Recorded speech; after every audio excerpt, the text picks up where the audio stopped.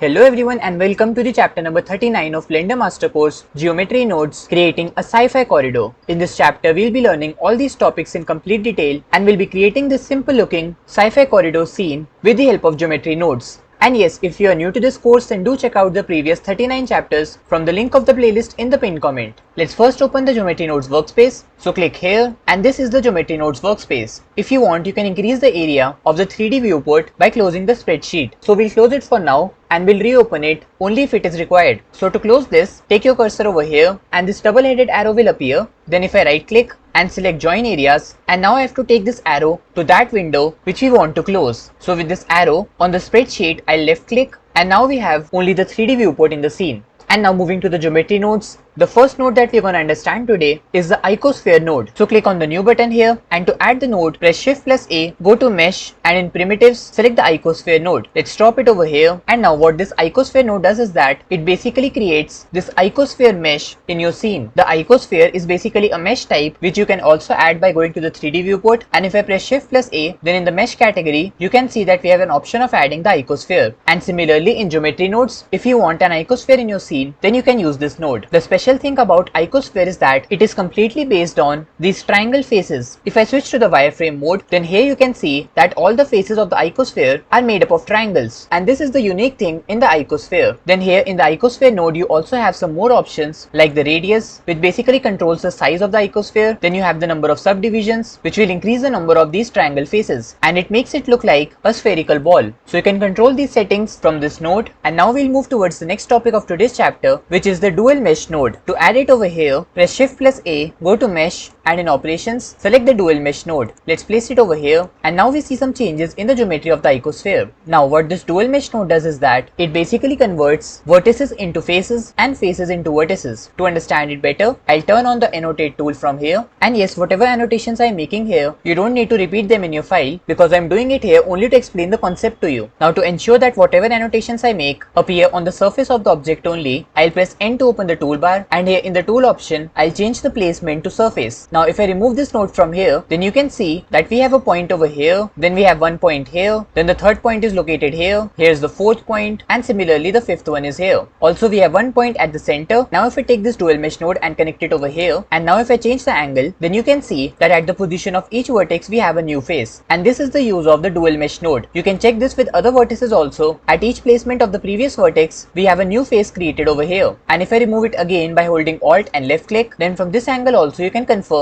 that we had this vertex here, but after connecting the dual mesh node we have this new face created over here. And this is the use of the dual mesh node. It simply converts the vertices of your object into faces and faces into vertices. And now I'll remove these annotations from here. So I'll select the annotate eraser tool and let's erase all of this. And now let's also try this dual mesh node on a cube object. So I'll delete the icosphere from here and connect the geometry socket to the mesh socket in the dual mesh. And now you can see here that the dual mesh node is now applied to the default cube. If I remove it from here by holding Alt and left click, then this is how the original cube looked. And to convert the faces into the vertices and vertices into faces, I'll take this dual mesh node and connect it over here. And now to make it look like a real cube, we'll be subdividing the mesh. And to do this, we'll use the subdivide mesh node. So press shift plus A, go to mesh and in operations, select the subdivide mesh. Let's place it over here. Let's also increase the levels from here. And now this is how it looks. And another thing that you can notice here is that by using this dual mesh node, a bevel effect is applied to the edges of the cube. Because if I hold the Alt button and remove it from here, then this was our original cube with no bevel effect, and after connecting it we have this beveled look on this cube object. And now if you remember in the previous chapter we learned about the split edges node, which were used to split the edges of your object and basically separate out the faces. So if I add it here by pressing shift plus A and in the mesh go to operations and select the split edges, place it over here, and now to see the effect we'll be adding the scale elements node. It will help us to scale down the faces individually on this cube. So press shift plus A, go to mesh and in operations select the scale elements node. Let's place it over here, and now with the scale option over here I can control the size of the individual faces. So because of the split edges node, the faces are now separated, and to scale them down we use the scale elements node. And now moving ahead, the next topic of today's chapter is the triangulate node. Now to understand it, we'll be adding a plane in the scene. So in the 3D viewport, press shift plus A, go to mesh and select the plane. Let's move it in the Y direction and place it over here. Now tab into the edit mode, and to increase the number of vertices, right click and subdivide. Let's increase the number of cuts from here and let's keep it to something like 3 or 4. Now let's come out of the edit mode, and in the the geometry nodes editor, click on the new button, and now we'll add the triangulate node. So press shift plus A, go to mesh, and in operations, select the triangulate node. Let's drop it over here, and to see the changes, click on this drop down menu and turn on the wireframe in the geometry option. And now you can see here that the triangulate node will basically triangulate the faces of your object. If I hold down Alt and remove it from here, then previously we had these square faces in the plane object, and after using the triangulate node, it converted the square faces into these triangles. And this is the use of the triangulate node. Now I'll delete it. Let's select the cube again. And now let's see what happens if I use the triangulate node with this cube object. So press shift plus A, go to mesh, and in operations, select the triangulate, and we'll drop it after the subdivide mesh node. And now you can see here that instead of triangle faces, we are now having these hexagonal faces. And this is because we are using the dual mesh node. To explain it in a better way, I'll first remove the dual mesh node from here. And now here we have these triangle faces because of the triangulate node. And as I already told you before, this dual mesh node will basically convert the vertices into faces and faces into vertices. So if I select the annotate tool again, and let's also increase the thickness from here so that the annotations are properly visible. And now if I mark the faces which are present on this cube like this, let's mark some more faces also like this. And now if I take the dual mesh node and drop it over here, then you can see that the faces are now converted into vertices, and because of this, we are having these hexagonal faces here. And now I'll erase all these annotations by selecting the annotate eraser tool from here and erase all these points. Let's go back to the select mode, and now we'll be moving towards the next topic of today's chapter, which is the separate geometry node. To add it here, press shift plus A, go to geometry, and in operations, select the separate geometry node. Let's place it over here, and you can use this node to see only a particular face, vertex, or edge of your mesh object. To understand it better, I'll drop it over here, and with the selection socket here, I can basically input which particular face, point, or edge I need to see in my scene. So suppose I need to see only the bottom face which is present here.